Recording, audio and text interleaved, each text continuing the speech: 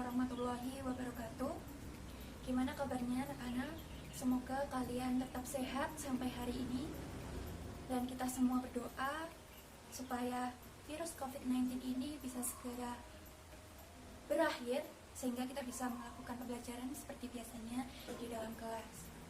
Nah, pada video kali ini Ibu akan menyampaikan dan kita akan belajar mengenai materi teori model atom. Nah, kalian perhatikan baik-baik dan catat poin-poin pentingnya agar kalian bisa memahami materi ini.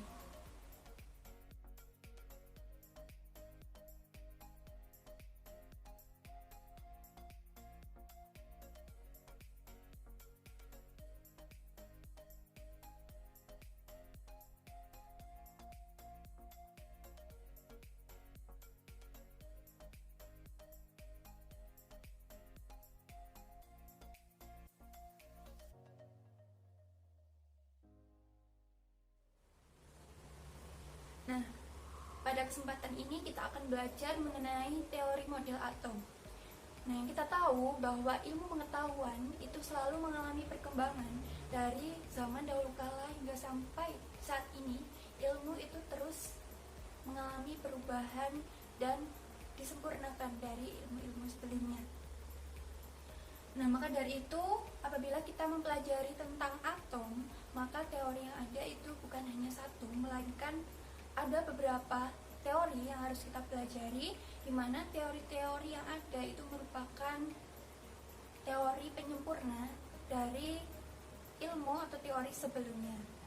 Nah, di sini ada teori model atom Dalton, kemudian ada teori model atom dari Thomson, kemudian ada teori model atom Rutherford, kemudian teori model atom Bohr, dan yang terakhir adalah teori model atom mekanika kuantum, di mana teori yang terakhir ini adalah teori yang kita gunakan sampai saat ini ketika kita belajar mengenai suatu atom atau unsur.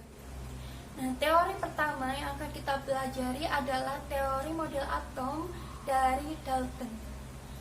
Namun sebelumnya ada seorang ilmuwan bernama Democritus. Dia juga menyampaikan teorinya mengenai atom, di mana ia berpendapat bahwa atom merupakan partikel terkecil yang menyusun suatu unsur. Jadi misalkan ada sebuah benda, misalkan kapur atau apapun itu, bila digerus, ditumpuk terus, itu nantinya akan mencapai atom, di mana atom tersebut adalah bagian terkecil yang sudah tidak dapat dibagi lagi. Nah, namun pendapat dari Democritus ini belum akurat karena hanya sebatas wacana, belum dibuktikan secara eksperimen. Nah, melalui teori Dalton, teori pertama yang diakui, ini dia menyampaikan bahwa partikel terkecil mirip bola pecel, bersifat identik, tidak dapat dibagi lagi. Nah, itu merupakan sebuah atom. Nah, di sini dikatakan bahwa atom adalah partikel terkecil yang mirip dengan bola pecel. Nah, ini merupakan ciri khas dari teori Dalton, di mana bola pecel adalah bola yang padat dan ia sudah tidak bisa dibagi lagi menjadi partikel yang lebih kecil. Kemudian yang kedua, teori model atom Dalton ini juga mengemukakan bahwa atom dari unsur yang sama sifatnya akan sama pula. Jadi misalkan ada unsur hidrogen, dua unsur hidrogen, maka ia juga akan memiliki atom dengan sifat yang sama, ukurannya sama, sifatnya sama, identik. Nah, sementara bila unsurnya berbeda, maka atom dan sifat atomnya itu akan berbeda pula, seperti itu. Nah, kemudian yang ketiga, ada atom tidak dapat diciptakan dan dimusnahkan. Nah, ini merupakan sudah hukum alam, merupakan anugerah dari Tuhan, bahwa Tuhan menciptakan sebuah materi yang tersusun dari atom, di mana atom tersebut tidak dapat diciptakan. Kemudian yang keempat, ada atom-atom bergabung membentuk suatu senyawa.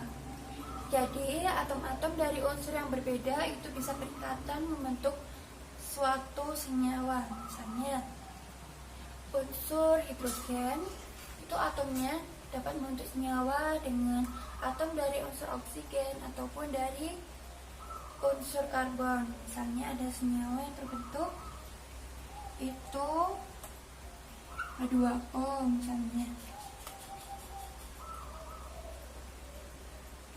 atau mungkin CH4 antara atom karbon dengan hidrogen.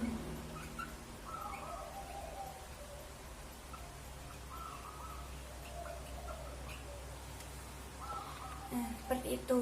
Itu untuk teori model atom dari Dalton.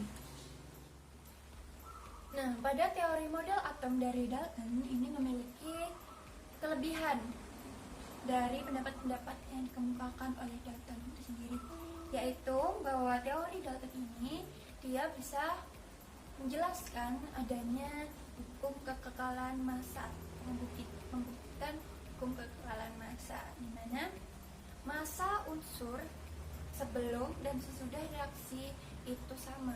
Misalnya ada reaksi antara unsur C dengan O, dia membentuk senyawa CO2. Nah, tadi kan dijelaskan bahwa atom-atom bergabung membentuk senyawa. Nah, ini misalkan ada reaksi dari pembentukan CO2. Nah, nantinya teori Dalton ini bisa membuktikan bahwa massa unsur sebelum reaksi dengan sesudah reaksi itu akan memiliki massa yang sama. Misalnya ini atom J ini memiliki massa X dengan atom O memiliki massa Y. Kemudian, nah karena ini dua, ini sekedar pengetahuan aja karena kalian belum belajar lebih dalam. Ini C dengan O2, maka massanya merupakan penjumlahan dari X dengan Y. Seperti itu.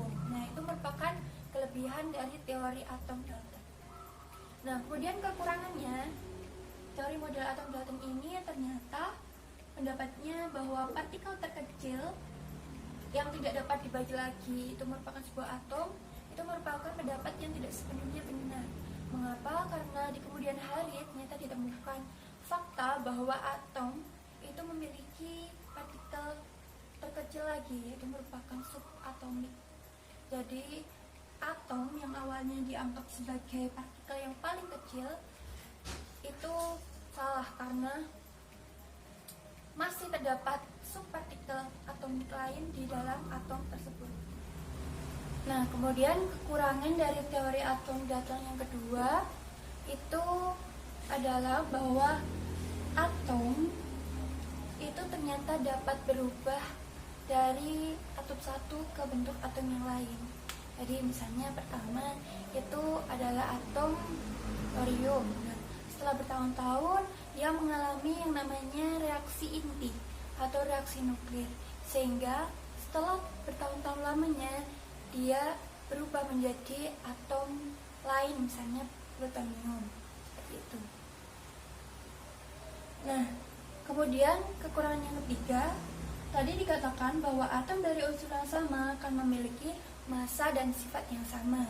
Nah, ternyata meskipun dua atom itu sama, misalnya atom oksigen dengan atom oksigen yang satu, itu ternyata massanya tidak sepenuhnya identik atau sama persis, melainkan terdapat perbedaan. Misalnya nanti kita akan temui ada atom oksigen dengan massa misalnya 18 atau oksigen dengan massa 16, seperti itu. Nah, itu merupakan kekurangan-kekurangan dari teori model atom Dalton. Nah, berikutnya kita akan mempelajari teori atom yang kedua, yaitu teori model atom dari Thomson.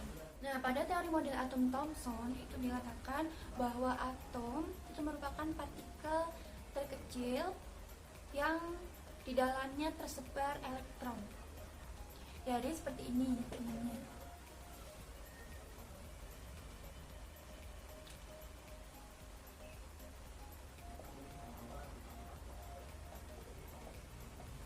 Nah, ini merupakan gambaran dari model atom Thomson. Nah, ini sering dikaitkan atau sering dianalogikan dengan teori roti kismis. Nah, kenapa disebut seperti itu? Karena memang perwujudannya mirip dengan roti kismis, di mana roti itu merupakan analogi dari sebuah atom dan kismis adalah analogi dari elektron-elektron yang tersebar di dalam atom tersebut. Nah, lalu dari mana didapatkan elektron? Ternyata Thomson ini melakukan sebuah eksperimen di mana eksperimen tersebut disebut dengan eksperimen tabung sinar katoda. Jadi misalkan di sini, ketika ini ditembakkan sebuah cahaya, maka ternyata cahaya ini dibelokkan menuju ke arah medan listrik yang positif. Nah, maka dari itu Thomson berkesimpulan bahwa di dalam atom itu masih terdapat subatom atau partikel-partikel yang lain yang dinamakan dengan subatomik, yaitu partikel yang bermuatan negatif. Nah, maka dari itu dia menyatakan bahwa bukan lagi sebuah bola pejal yang sebelumnya telah dikemukakan oleh Dalton bahwa atom merupakan bola pejal.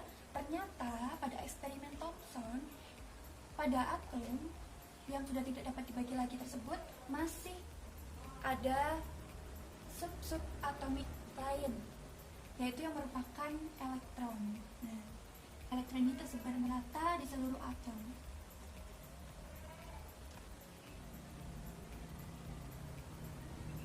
Atau sering disebut dengan teori roti kismis. Yang merupakan teori model atom dari Thomson. Nah, untuk teori yang ketiga, ini merupakan teori model atom dari Rutherford. Nah, sebelumnya kita telah membahas mengenai dua teori atom yang lain, yaitu yang pertama ada dari Dalton, kemudian ada dari Thomson. Nah, ternyata kedua teori ini tidak dapat menjelaskan beberapa fenomena yang terjadi di dalam atom. Nah, maka dari itu, seorang ilmuwan yang bernama Ernest Rutherford, ini dia bereksperimen untuk membuktikan teori-teori yang terjadi yang dikemukakan oleh Thomson maupun Dalton. Nah, eksperimennya itu bernama eksperimen hamburan sinar alfa. Nah, ini merupakan gambaran dari eksperimen yang dilakukan Rutherford. Nah, di sini dia meletakkan sebuah zat radioaktif yang dapat memancarkan suatu sinar, namanya itu sinar alfa. Nah, sinar alfa ini bermuatan positif, dan nantinya di sini juga diletakkan sebuah lempeng emas yang tipis. Kemudian di sekeliling ini merupakan sebuah layar detektor. Nah, ini biasanya menggunakan seng sulfida. Nah, eksperimen ini nantinya ketika si lempeng emas ini ditembakkan oleh suatu zat radioaktif yang memancarkan sinar alfa, ini nanti sinar alfanya akan menembak kepada si lempeng emas ini. Nah, hasilnya itu nanti sinar alfa yang ditembakkan ternyata itu ada yang sebagian besar itu menembus atau diteruskan. Nah, sebagian lagi itu ada yang dibelokkan ini. Kemudian sebagian lagi juga ada yang dipantulkan. Nah, ini terbukti ketika si layar detektor ini terbuka. Di layar detektor ini didapatkan bercak-bercak sinar alfa yang menyebar. Nah, di sini Ibu akan menggambarkan atau memperjelas eksperimen dari Rutherford ini. Nah, misalkan ini merupakan atom-atom yang ada pada lempeng emas. Nih, misalnya ini adalah atom-atom yang ada di lempeng emas tipis tersebut. Nah, lalu kemudian ketika ditembakkan oleh sinar alfa, ini adalah sinar alfa. Nah, ternyata ketika layar dibuka itu kan bercak-bercak berkas sinar alfa itu akan menyebar pada layar detektor. Nah, makanya si Rutherford ini berpendapat bahwa sinar alfa itu ada yang sebagian besar itu diteruskan. Nah, kemudian juga ada sinar alfa itu yang dibelokkan. Kemudian ada juga sinar yang dipantulkan ke sana.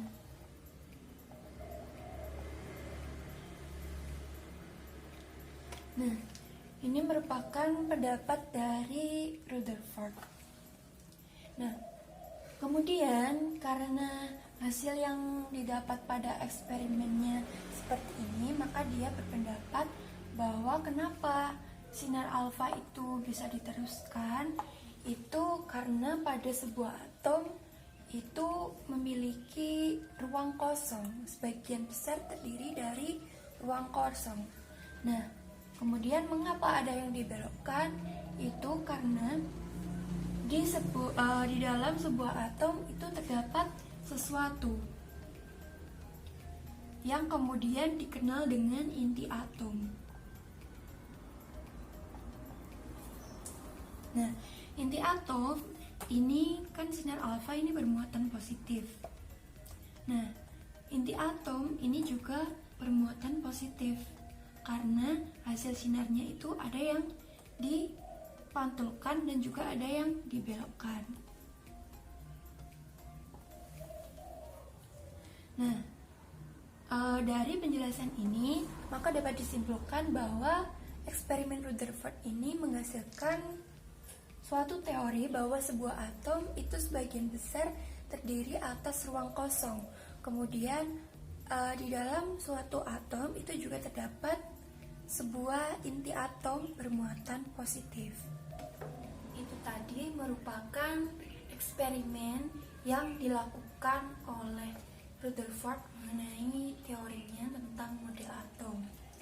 Nah, jadi pada tahun 1911 itu Rutherford melakukan eksperimen tentang partikel sinar alfa yang tadi sudah Ibu jelaskan bagaimana eksperimennya. Nah, hasilnya itu merupakan yang pertama itu adalah inti atom itu bermuatan positif. Nah, makanya tadi pada eksperimen ketika sinar alfa menembak pada sebuah atom, dia akan memantul kembali ataupun dibelokkan. Dibelokkan itu artinya dia mengenai sedikit pada inti atomnya.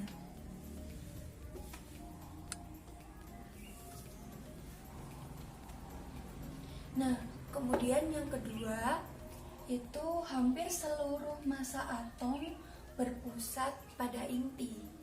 Nah, jadi massa suatu atom itu sebagian besar akan ditentukan oleh massa inti atomnya. Kemudian yang ketiga, elektron beredar mengelilingi inti. Jadi Rutherford itu berpendapat selain di dalam suatu atom itu terdapat inti atom yang bermuatan positif, dia juga berpendapat bahwa elektron-elektron pada suatu atom itu mengelilingi intinya.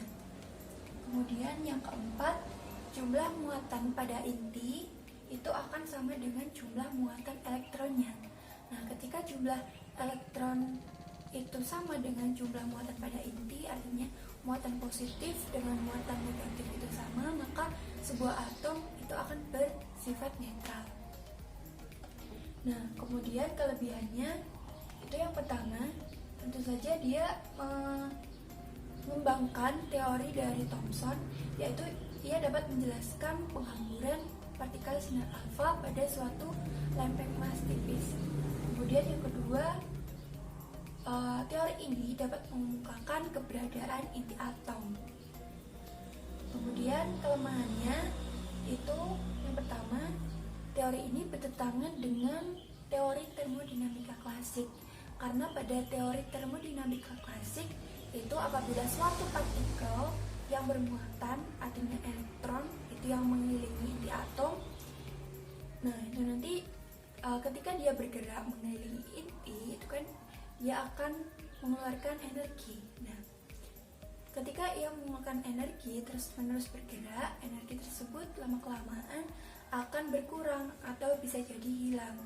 Nah, ketika elektron itu kehilangan energi, maka elektron tersebut bisa jadi akan jatuh ke inti karena dia akan bisa membentuk lintasan yang spiral atau ia mendapat gaya sentrifugal menuju inti, sehingga dapat dikatakan teori ini bertentangan dengan teori termodinamika klasik. Nah, inilah merupakan gambaran dari teori model atom Rutherford.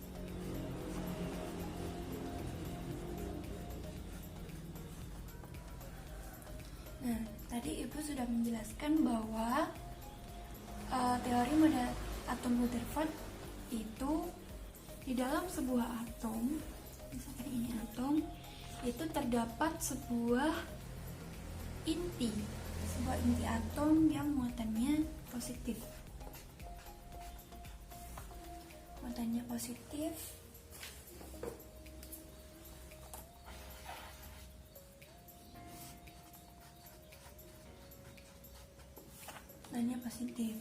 Nah, kemudian di sekeliling inti atom itu terdapat elektron yang mengelilinginya. Ini adalah elektron. Nah, ini merupakan gambaran dari teori atom Rutherford. Tadi juga Ibu juga menjelaskan kelemahan dari teori ini, yaitu bertentangan dengan termodinamika klasik. Nah, tadi kan ketika pada teori termodinamika klasik itu kan ketika sebuah partikel yang bermuatan, itu artinya dia elektron yang ketika dia bergerak itu dia akan kehilangan energi. Nah, ketika dia kehilangan energi, maka si elektron ini tidak lagi membentuk lintasan yang seperti ini, melainkan misalnya ini akan ke sini, akan semakin mendekat inti lintasannya, akan semakin mendekat inti dan nantinya bisa terjatuh ke inti atom tersebut. Itu merupakan kelemahan dari teori Rutherford. Nah, selanjutnya untuk teori model atom yang keempat, ini ada teori model atom dari Bohr. Nah, jadi seorang ilmuwan bernama Niels Bohr itu mulai tidak mempercayai terhadap teori model atom yang dikemukakan oleh Rutherford. Nah, kenapa? Karena pada teori Rutherford itu bertentangan dengan yang namanya teori elektrodinamika klasik. Nah, di mana pada teori elektrodinamika klasik itu menjelaskan bahwa jika suatu partikel yang bermuatan itu bergerak, maka lama-kelamaan akan jatuh kepada atau menuju inti. Nah, maka dari itu Bohr ini menjelaskan melalui eksperimennya yang dinamakan dengan eksperimen gas hidrogen. Jadi di sini ada merupakan rancangan eksperimen yang dilakukan oleh Bohr.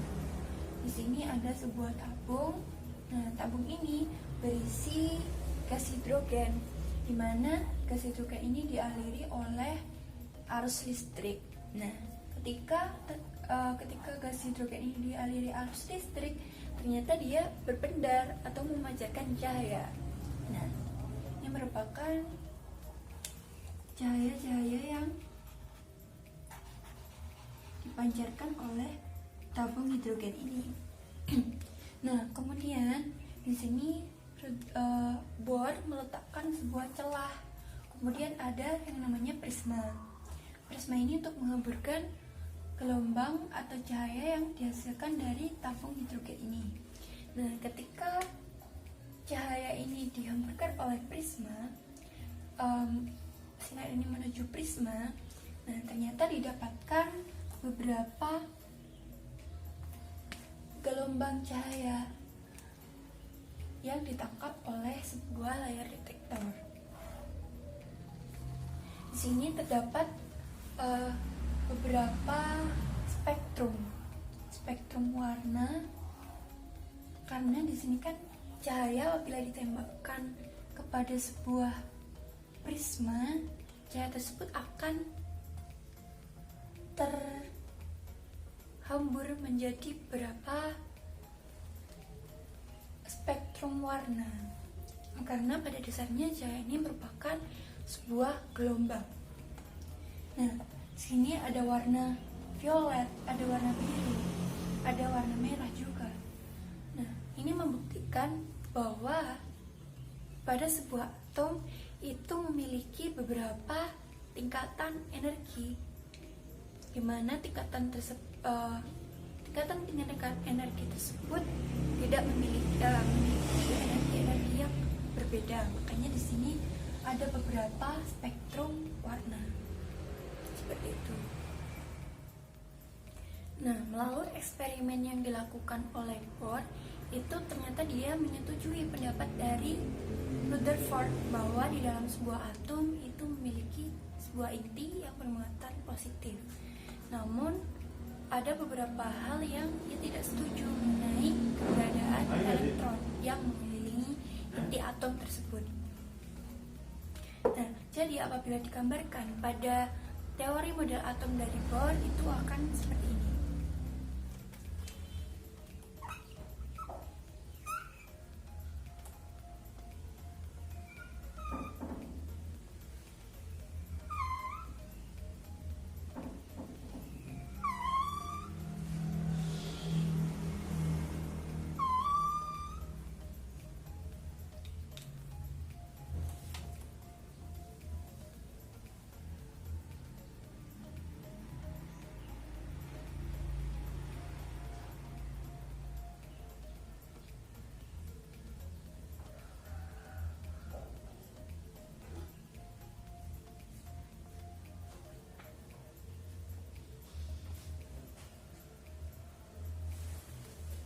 Nah, ini merupakan gambaran dari model atom dari Bohr. Nah, sedangkan pada teori model atom Thomson itu kan seperti ini.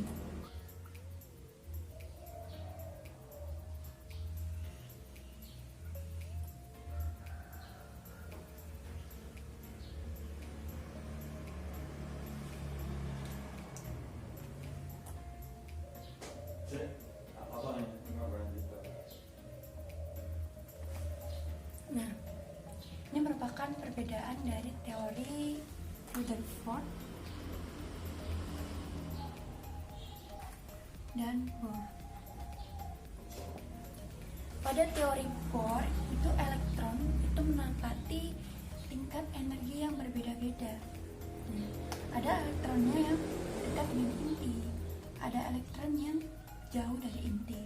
Sedangkan pada Rutherford tadi, ini elektronnya hanya mengelilingi inti saja, yang bertentangan dengan teori elektrodinamika klasik. Nah, Bohr menyempurnakan teori dari Rutherford bahwa keberadaan elektron itu mengelilingi inti, namun pada tingkat energi yang berbeda-beda. Nah, dari eksperimen yang dilakukan oleh Bohr dapat disimpulkan mengenai beberapa hal mengenai model atom yang dikemukakannya. Yang pertama itu ada atom terdiri dari inti atom yang bermuatan positif. Ini pendapatnya sependapat dengan teori yang dikemukakan oleh Rutherford.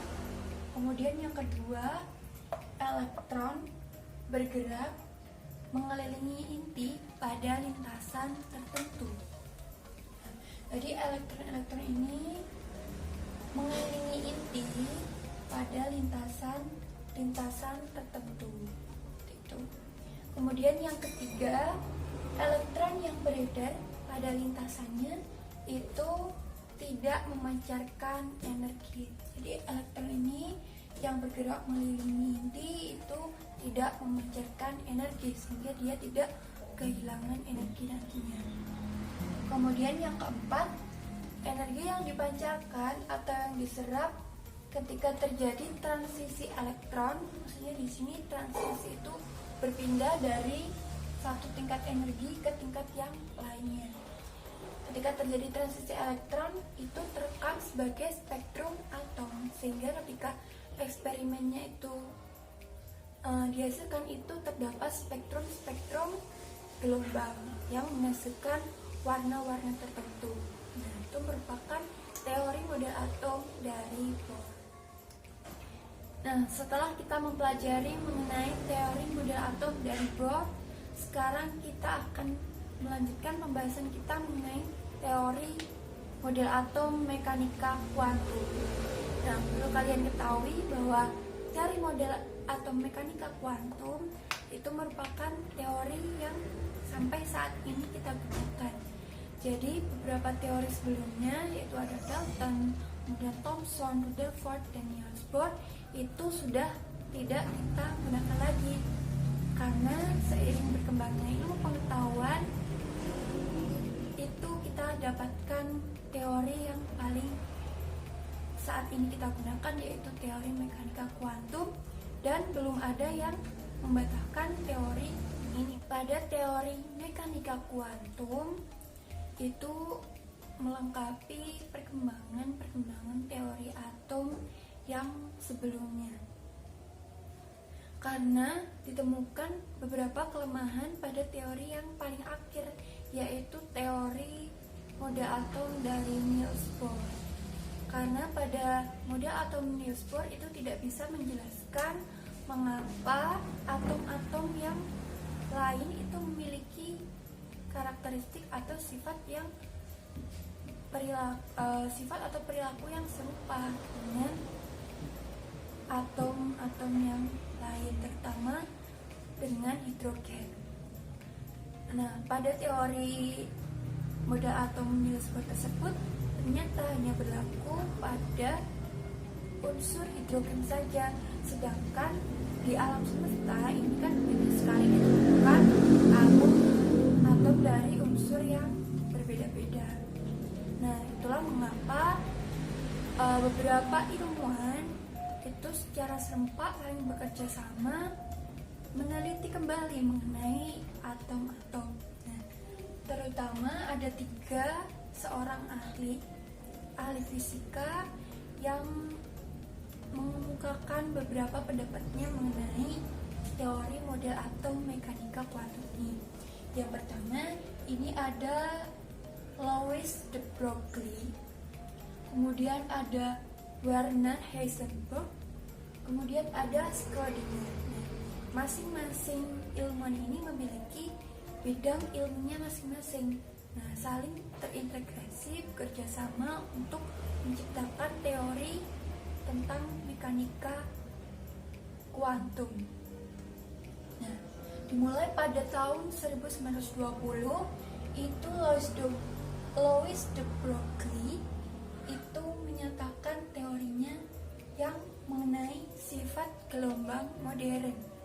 Kemudian untuk Werner Heisenberg itu mengemukakan tentang prinsip ketidakpastian, sedangkan Schrödinger mengemukakan tentang persamaan gelombang.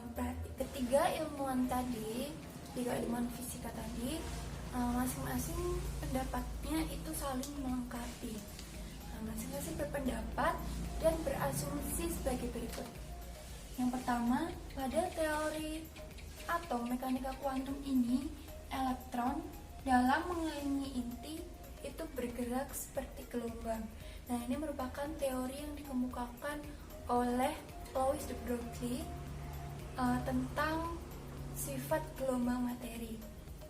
Nah, kemudian yang kedua, kedudukan elektron di sekeliling inti itu menjadi tak tertentu. Ya, ini merupakan pendapat yang dikemukakan oleh Heisenberg atau dikenal dengan ketidakpastian Heisenberg. Jadi elektron-elektron di dalam suatu atom itu mengelilingi inti, namun posisi atau kedudukannya itu tidak pasti ada di mana. Kita tidak bisa menentukannya. Nah, kemudian yang ketiga, suatu daerah di sekitar inti di mana kebolehjadian menemukan elektron itu besar disebut dengan orbital atom.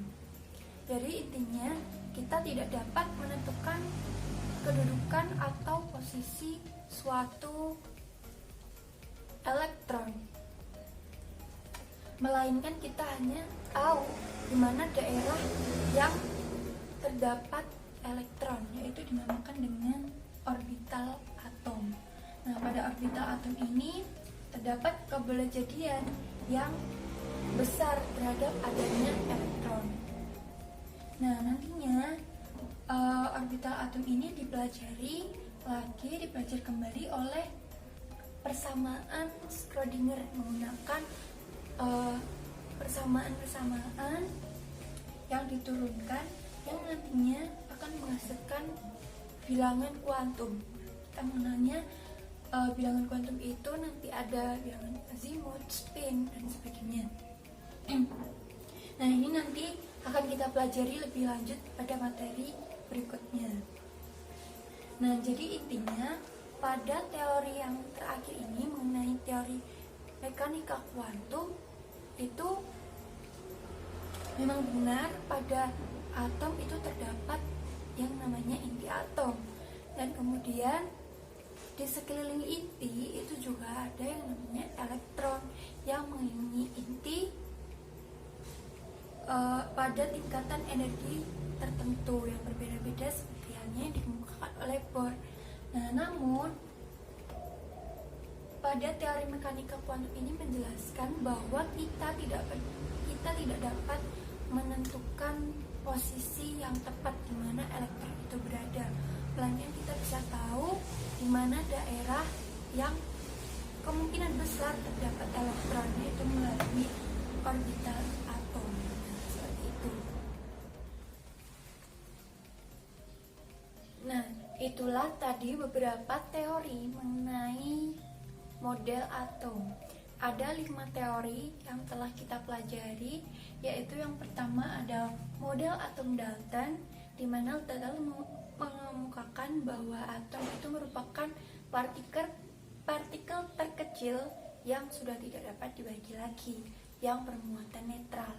Nah, kemudian ada model atom dari Thomson, di mana Thomson mengemukakan bahwa